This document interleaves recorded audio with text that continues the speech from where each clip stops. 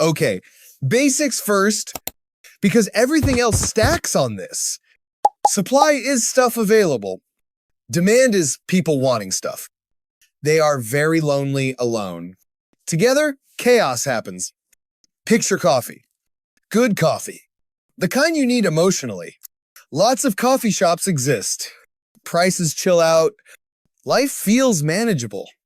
One coffee shop remains. Demand stays thirsty. Price goes up. Your wallet cries softly. That's supply meeting demand. They shake hands. On a graph, yes, that graph. Not that one. Yes, that's perfect. When supply drops, suddenly prices jump. When demand spikes suddenly, prices jump. Economists call this movement. Normal people call this bruh. Now the hidden boss fight. Opportunity cost. Every choice costs something else. Even free stuff. Especially free stuff. You buy coffee. You don't buy lunch. That was the cost. You binge Netflix. You don't study. Future you is furious. Opportunity cost means choosing one thing automatically deletes another option from reality forever. This is deeply rude, but unavoidable. So when prices rise, it's not greed magic. It's choices colliding with limited stuff. And yes, your feelings about prices are valid, mathematically irrelevant. All right, prices rising. Everyone's favorite nightmare.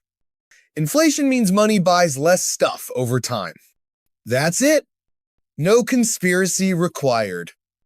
Your salary stays still. Prices start jogging. Then sprinting. You're not broke. You're experiencing negative cash flow. Why does this happen? Several reasons. Mostly vibes and math. Too much money. Not enough stuff. Classic mismatch. Imagine Monopoly. But the banker panics and prints more money. Everyone feels rich for 5 minutes. Then prices explode because money isn't value. Stuff is value. Money just argues about it. Now, hyperinflation, same movie. Faster playback speed. Money loses value daily. Sometimes hourly. Sometimes during lunch, people rush to spend instantly because waiting costs money. Time itself becomes expensive. At this point, money becomes decorative paper. Adam Smith is absolutely rolling somewhere. Quick math moment. Brace yourself. Inflation is approximately equal to money growth minus output growth over time, adjusted for expectations and chaos. Okay, that was too many words. Prices go up. Who's responsible? Cue the meme. Money printer. Go and burr. Sometimes on purpose. Sometimes temporarily. Sometimes forever. I sure hope this doesn't spiral. Narrator voice. It spiraled. Inflation hurts savers. Helps debtors. Confuses everyone. That's why people yell about it online. Very calmly. Always rationally. Okay, but what is money? Paper? Numbers? Vibes? Money is shared belief. That's it. Spooky already. It works because everyone agrees. To not freak out. At the same time, banks exist to hold money and move it around and promise things. Banks are just trust. With extra steps, you deposit money, bank doesn't keep it. Surprise. They lend most of it out to other people who hopefully return it. This is fractional reserve banking, which is basically legal counterfeiting, but polite. Your money exists in multiple places, on spreadsheets, living its best life. This works as long as people chill and don't all show up at once. Because banks cannot pay everyone immediately, they rely entirely on confidence and timing rather than physical cash availability. Sounds stable. Totally fine. Now, money creation. No mint required. Banks create money by issuing loans, expanding deposits digitally without printing cash. Yes, that sentence was real. Deep breaths. Loan created. Deposit appears. Money exists now. Magic? No. Accounting?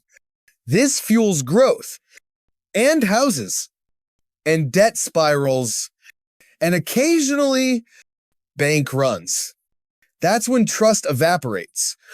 Everyone panics. Simultaneously, people rush withdrawals. Bank says, uh-oh. History repeats. Economists predicted 9 out of the last 5 bank crises.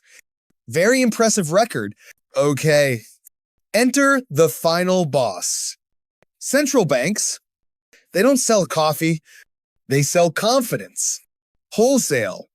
Their job is simple, painful, and impossible. Keep prices stable. Keep growth alive. Don't break everything. They control interest rates, which is the price of money. Yes, money has rent. Low rates mean borrowing is cheap. People spend more. Economy goes zoom. High rates mean borrowing hurts. People chill out. Economy takes a nap. This is supposed to balance things. Keyword, supposed. Central banks also buy assets and sell them later. Maybe? That's called open market operations, which sounds normal. It is not. They inject money or remove it like economic anesthesia. I sure hope this is calibrated correctly. It never is. Sometimes they move too slow, sometimes too fast, sometimes vibes-based. At this point, central bankers probably look like they're smoking crack, respectfully, because every move affects jobs, prices, markets, and your rent. No pressure at all. Rates go up, markets panic. Rates go down, markets panic again. This is called stability in economics. All right, time travel moment. Let's go back. Wait, not that far. Stop. Perfect. Bubbles start innocently. Like every bad decision, prices rise. People notice. People get ideas. Hey, this always goes up. It did not, but confidence is contagious. More buyers rush in. Prices rise faster. Graphs go vertical. At this point, fundamentals leave the chat. Vibes take over. People stop asking why. They ask, how fast? Huge red flag. Media cheers. Friends brag. Your cousin becomes an investor. That's the top. Always. Then reality taps the glass. Gently at first, then violently. Someone can't pay debt. Prices wobble. Confidence cracks. Everyone tries to exit. At the same time, through one door, that's the crash. 2008 did this professionally. With mortgages and optimism. It totally didn't cause multiple global recessions. Multiple times. This links to the tragedy of the commons, which sounds medieval, but isn't. Everyone acting in self-interest can destroy shared systems, even when cooperation would help everyone long-term. This is why parking lots suck and markets crash. Add leverage. Add debt. Add denial. Boom. Bust. Repeat. Okay. Plot twist. Humans ruin economics. Turns out people aren't rational at all. Shocking. Classic economics assumed calm robots with spreadsheets. We got monkeys with phones and emotions. Behavioral economics studies this chaos. Why we panic. Why we FOMO. Loss hurts more than gains. Feel good. Same money. More pain. That's loss aversion. Your brain hates losing. Obsessively. Confirmation bias shows up next.